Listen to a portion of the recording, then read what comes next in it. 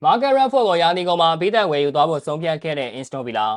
ပရိသတ်များလုံးပဲမိလာများ MT Daily Sport Page ကနေပြန်လည်ကြိုလိုက်ပါတယ်။ Premier League က Aston Villa အသင်းရဲ့နီးပြဖြစ်သူ Unai Emery ကတော့ Manchester United အသင်းကနေအငှားနဲ့ခေါ်ယူထားခဲ့တဲ့တိုက်စစ်မှု Market Rashford ကိုရာသီကုန်မှာပေးသက်ခေါ်ယူသွားဖို့ဆုံးဖြတ်ထားခဲ့ပြီဖြစ်တဲ့ဆိုပြီးသတင်းတွေကဖော်ပြသွားခဲ့ကြပါတယ်။နီးပြ Ruben Amorim နဲ့အဆင်ပြေမှုတွေရှိခဲ့တဲ့ Market Rashford ဟာပွဲထွက်ကစားခွင့်တွေပြောင်းဆုံးခဲ့တဲ့အပြင်အသင်းရဲ့လူစင်းကနေပါ challenge ခံခဲ့ရတဲ့အထိရင်ဆိုင်ခဲ့ရပြီးတဲ့နောက်မှာငယ်စဉ်ကတည်းကကစားခဲ့တဲ့အသင်းကနေထွက်ခွာဖို့ဆုံးဖြတ်ခဲ့တာလည်းဖြစ်ပါတယ်။ Manchester United Academy ကနေစီနီယာအသင်းကြီးစီကိုရောက်ရှိလာခဲ့ပြီးခြေစွမ်းပြကစားခဲ့တဲ့ Market Rashford ဟာအခုနောက်ပိုင်းဘောလုံးရသည်တွေမှာခြေစွမ်းပြဖို့ရုန်းကန်နေခဲ့ရသလိုဝေဖန်မှုတွေနဲ့ဆက်တိုက်ရင်ဆိုင်ခဲ့ရသူလည်းဖြစ်ပါတယ်။ Ruben Amorim လက်ချက်မှာတော့လေ့ကျင့်ရေးအစီအစဉ်တွေမှာစူးစမ်းမှုအားနည်းတဲ့ကစားသမားတစ်ယောက်ဖြင့်သတ်မှတ်ခြင်းခံခဲ့ရကလူစင်းကနေချန်လန်းခဲ့တဲ့အထိအပြစ်ပေးခြင်းခံခဲ့ရပါတယ်။ဒါကြောင့်လည်း Market Rashford နဲ့ Amorim တို့ဟာအဆင်ပြေမှုတွေဖြစ်ပေါ်ခဲ့ပြီးတယောက်နဲ့တယောက်တင်းမာမှုတွေရှိခဲ့ကြတာပါ။အဲဒါကြောင့်လည်း Manchester United အသင်းဟာ Market Rashford ကိုအပိသက်ရောင်းချသွားဖို့အထိဆုံးဖြတ်ခဲ့ကြတာဖြစ်ပြီးအပိသက်ဝယ်ယူမဲ့အသင်းမရှိတဲ့အတွက် Aston Villa အသင်းစီအငှားကစားသမားအဖြစ်တွားရောက်ကစားခဲ့ပါတယ်။တရားမပြောင်းသူကောင်းမဖြစ်ဆိုလို့ Market Rashford ဟာ Unai Emery ရဲ့လက်အောက်မှာကစားခွင့်ပုံမှန်ရရှိခဲ့သလို